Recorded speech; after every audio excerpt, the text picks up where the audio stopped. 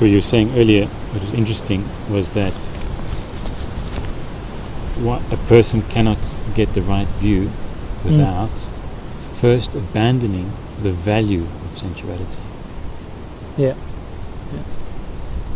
But abandoning the value of sensuality is not necessarily like abandoning sensuality, is it?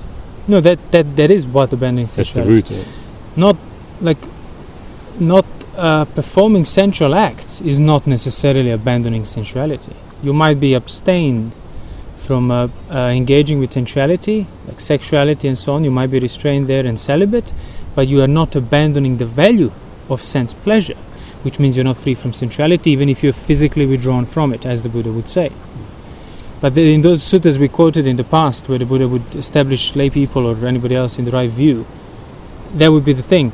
First, generosity, talk about the future life, goodness, and so on, and then the Buddha would start teaching them about the perils of sense desires, how little satisfaction they provide. So in the nature, sensuality, he would teach about that. In its nature, sense desires are not worthy. In its nature, sense desires of any kind, engaging with sense pleasures and seeking them out, is unwholesome, regardless of what extent, and this is acceptable. No, in its nature, anything that pertains to the nature of sense desire must be abandoned. And then the right view would arise in those people. Then he would teach them, this is suffering, this is the origin of suffering, and so on. Because for as long as you don't abandon the value of sense pleasures, you're preventing the necessary basis for the right view to be established. So even if those people later on return to sensuality, they've never returned to the value of sensuality. So they might have returned to sensuality if they had duties and circumstances taking them back and so on, but they never valued it again, which means every time you're back in sensuality, they would have felt ashamed, uncomfortable, and unpleasant.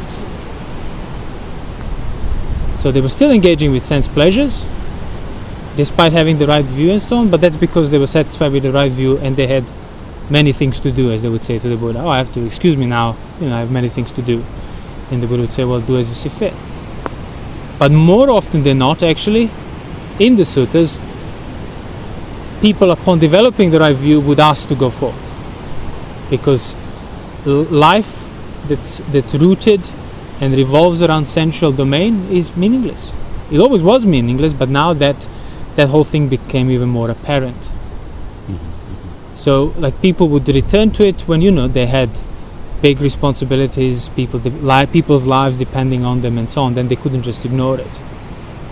But even then, there were a number of cases who returned and then continued practicing celibacy and looking after their wives because they made a promise they will. But they said, it's unfitting for me now to engage in a sexual intercourse with you, and so on. So what is the value? That's it, the value of pleasure that you get through your senses. Yes. So the sense objects are not a problem, the senses are not a problem. Even the pleasures that arise on account of sense objects and senses are not the problem. You valuing them, desiring them, entertaining them, protecting them, delighting in them, that's the problem. So you have to abandon the value of pleasure, which means you have to be willing to accept in that universal manner that for the rest of your life, sense pleasure is bad, not to be engaged with. If you, as I said before, if you fail to do it, you might fail in your acts, as in you might sort of go back to sensuality, but you will not fail in establishing the value that sensuality is bad, which means whenever you fail in sustaining such acts of renunciation, you will feel guilty, you will feel ashamed. So next time, that will protect you from doing it. But that will not protect you from doing it if you never question the value of sense pleasures. If you basically, even before questioning it, you start defending it and justifying it. Means you're never going to uproot it, even if you live celibate for the rest of your life. Because you uproot sensuality by uprooting the value of pleasure, not by abstaining physically from it. Of course, abstaining physically from it is a necessary basis for you to see the value of it, and then you can uproot it, but in itself it will not automatically result in it. So the value of basically, it's like learning to see that, by the way, all the sense pleasures are addictive. Definition of addiction means definition of sensual domain. So all these different addictions share that same nature in themselves. They're sensual. They provide sense pleasure. So obviously sexuality and that kind of deeply rooted sensual needs are the greatest of all addictions. But as any other addiction, if you abstain from it, it will become more apparent for what it is. The only reason you're not seeing your addiction is because you refuse to give it up. But if you start having reasons for giving it up, then you get to see how really addicted you are. You're never going to see how addicted to cigarettes or heroin you are until you try and quit it. Then you feel all the weight of it. So the necessary step for giving up addiction is to give it up. Stop doing it. It's an act of will. Yeah. Act of will to abstain yourself physically from engaging with it, and then the value of it will become more apparent. Which means you have to accept pure, unadulterated pain of withdrawal. That has to be the first step. And not just accept it for a week or for 10 days, you have to accept it universally. You don't know how long it will last.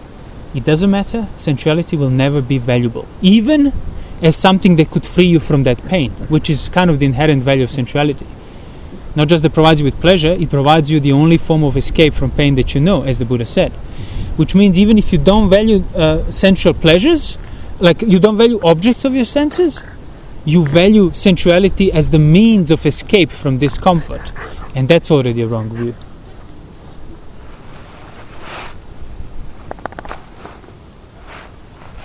That's already a problem.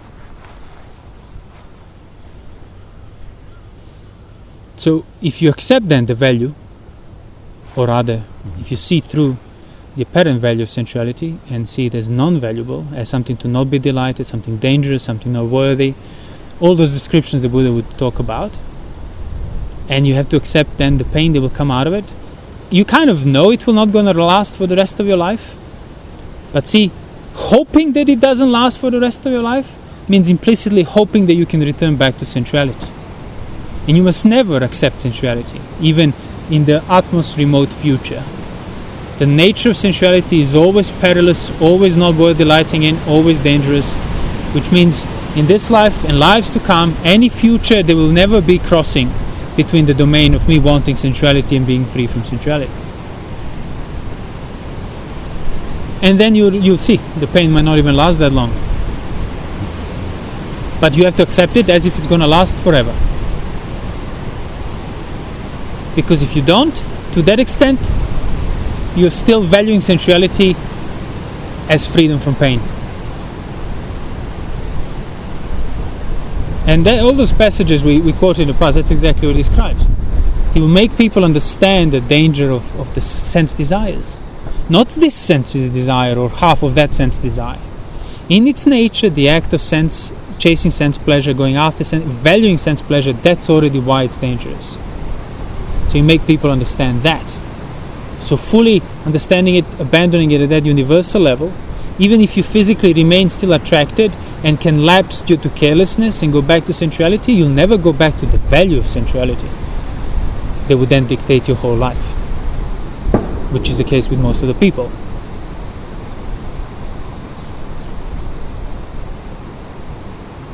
So you seeing the extent of the gratification in sensuality. Yeah.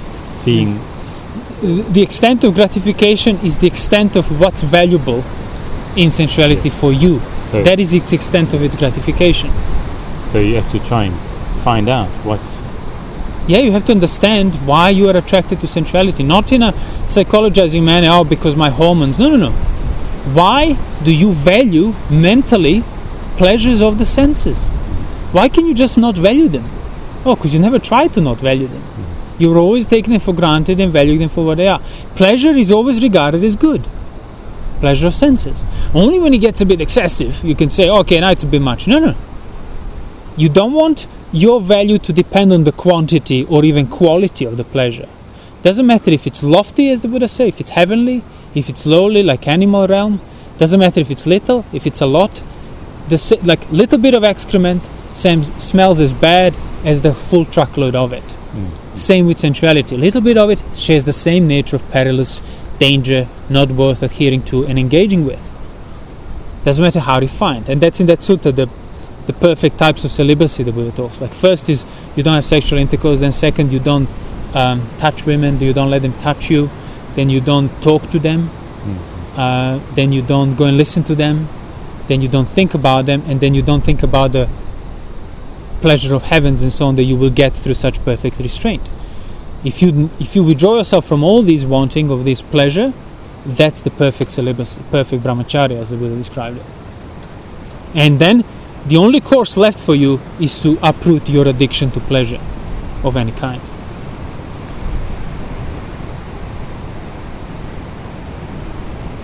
And there is no way you would be able to reevaluate the value of sensuality unless you're first physically withdrawn from it, unless you take on the sense restraint and the precepts. And really we're talking about 8 precepts. 5 precepts is how you should live your life. They would separate you from an animal. But 5 precepts is not a basis for understanding. 5 precepts is the lowest minimum threshold of a wholesome life. But that doesn't mean you can get wisdom on account of the minimum threshold of a wholesome life.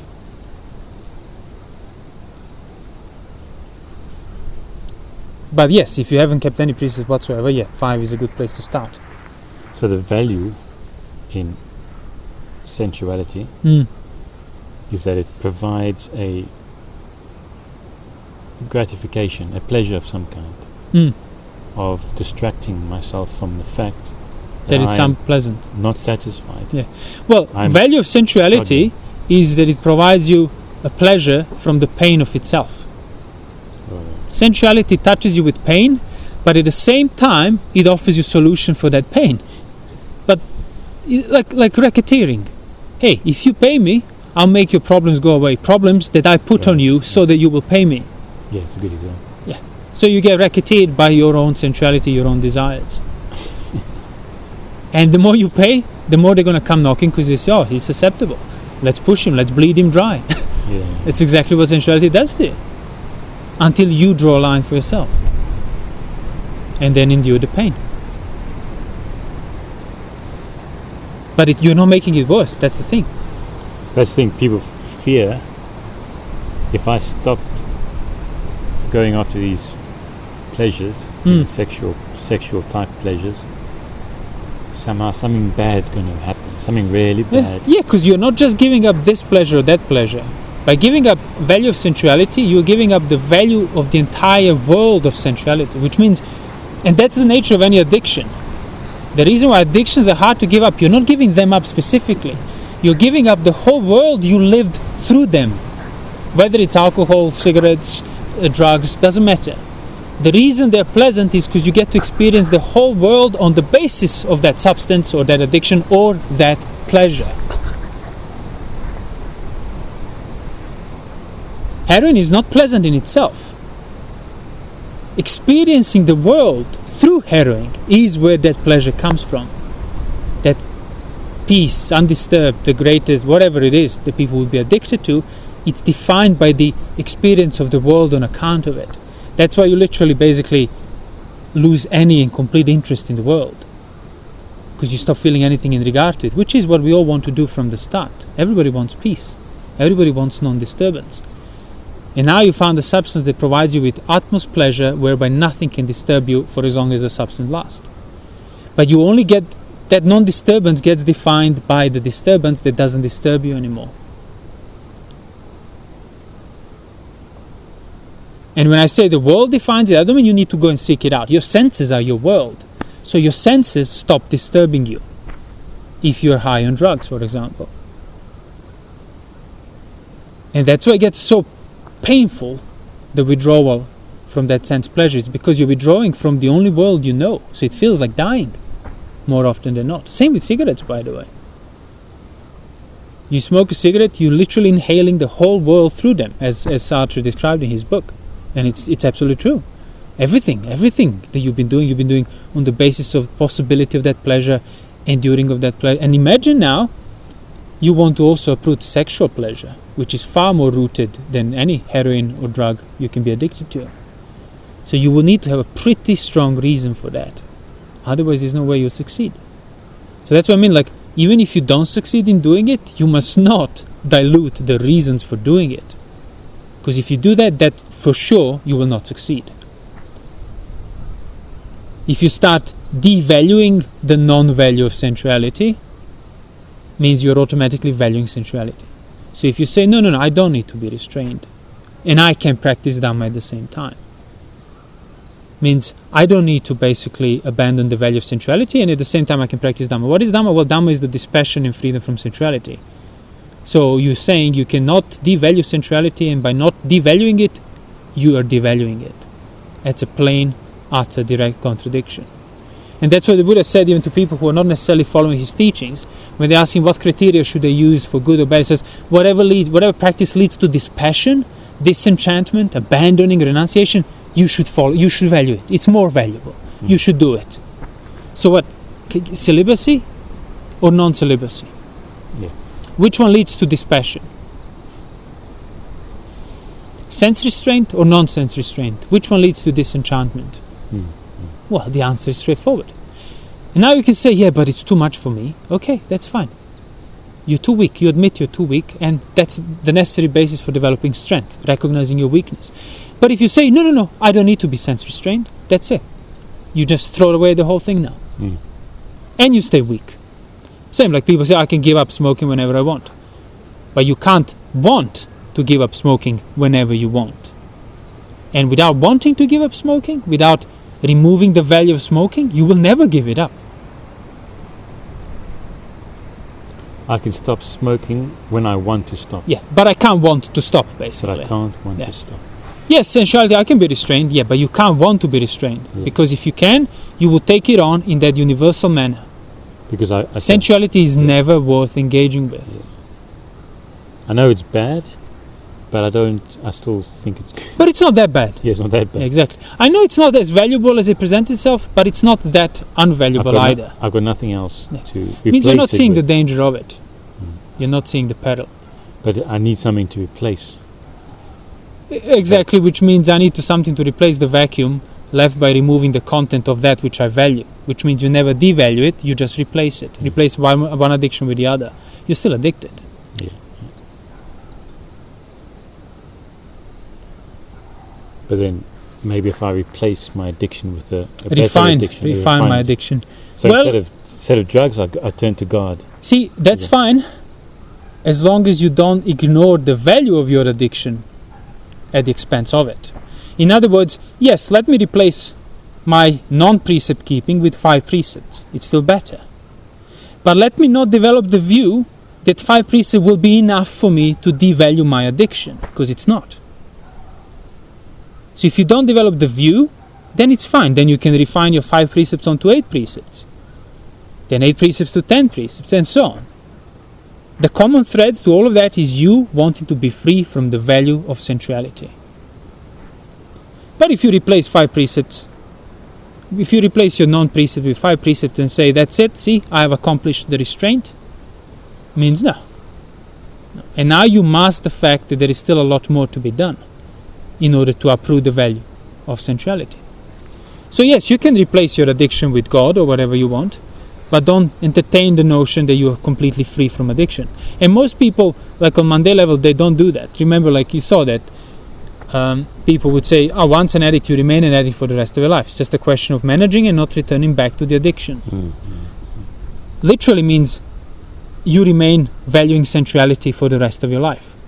Now you recognize that particular forms of that sensuality are worse than the other, such as heroin or any other drugs, resulted in far great-reaching adverse consequences, but you still value pleasure of senses. And for that, you need more than just the determination of I'll give up this drug or that drug. You need to understand that it has to pertain for the rest of your life, and it has to be seen in its nature as dangerous, not worthy, and that pleasure it's actually pain. And then you will be able to devalue it.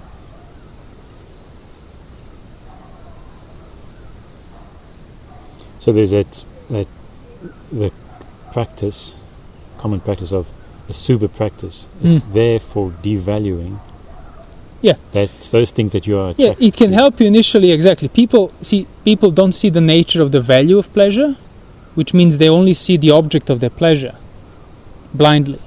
So you start practicing sense restraint, you will still value the objects of your pleasure. Then you might want to devalue them a bit by seeing them for what they really are. That's what a subha is, showing you the unattractive basis of everything that you can find attractive.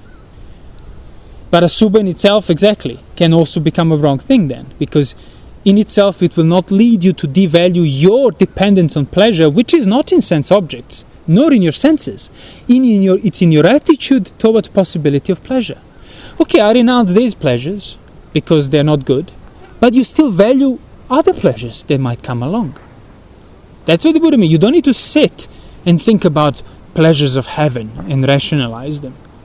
No, just by implying that there are other pleasures worthy adhering to, except these ones that you renounced, you establish yourself upon that value, which means sensuality is not devalued in that universal manner. Pleasure of any kind, doesn't matter if I see things that are agreeable or disagreeable. What matters is pleasure that I get on account of it, and seeking them out on account of wanting that pleasure that comes from them. So your dependence on your own pleasure of your own senses, it's completely gratuitous and internal, and not to be found in the world. It's just, it's a view. You value the pleasure. You assume them as valuable. That's what Buddha called it, one of the upadanas. And that's why even a Putujana can free himself from sensuality. If he were to find a good enough reason to see that any form of sexual activity, any form of sensual pleasure is always unwholesome, always bad, not to be welcome, not to be engaged with, and stick to it, he will get to see the true nature of it, which is dangerous, not to be welcome, not to be engaged. So the only reason people engage with sensuality is because they don't see the danger of it, of that same thing. So the only reason a person enjoys this beautiful beverage, as the sutta says, is because you don't understand that it's poisonous. If you understand that it's poisonous, by the way, poison is undetectable. So what's the difference then between a poisonous drink that you don't know it's poisonous and that you know it's poisonous? It's the knowledge in regard to it that's different. You know that it's poisonous.